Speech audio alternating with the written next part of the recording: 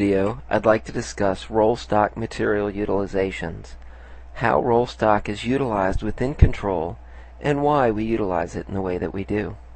If we look at an estimate within control, the first thing, such as a roll sign print that's using the roll material, we have a quantity, height, width, the machine, the material, and the material type. You'll notice in the material, they are all defined with a material width.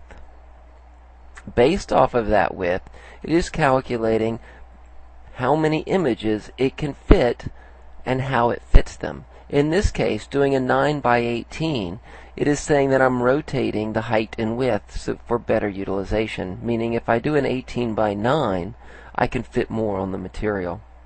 If I chose not to do that, I could uncheck the auto rotate function and it won't rotate it, and then you'll notice that it can only fit 2 horizontal and 25 vertical. In this case, we have a printed area of 56 square feet, a scrap area. The roll width of the material, as I said, is 54 inches or 4.5 feet, giving us a total material utilization of 15.8 feet. Now, if we look at this elsewhere in the system, such as in the part itself, looking at that 2 mil gloss, in this case, when it comes to area-based pricing, square footage is all that's required, and it works in the same manner as you're probably used to.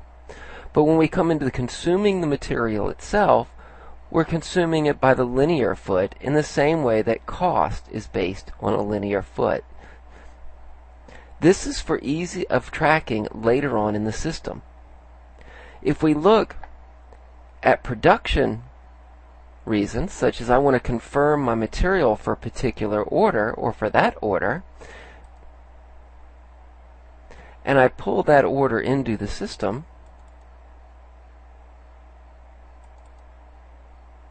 you'll notice that it says I'm using 15.84 feet of material, and this is a spot to enter the actual when calculating the actual usage for both inventory and true cost calculations.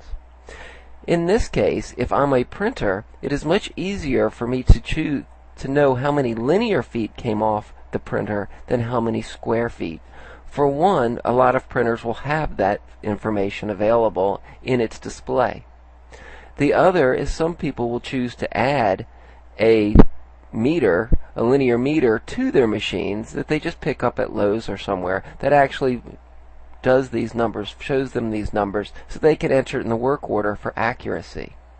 When trying to do this with square feet, there's a number of math functions that need to be done in the employee's head, and it makes it very difficult.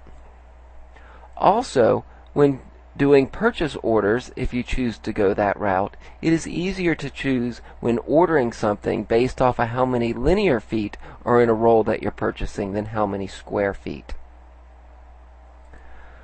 I hope this explains how and why the roll stock materials are calculated.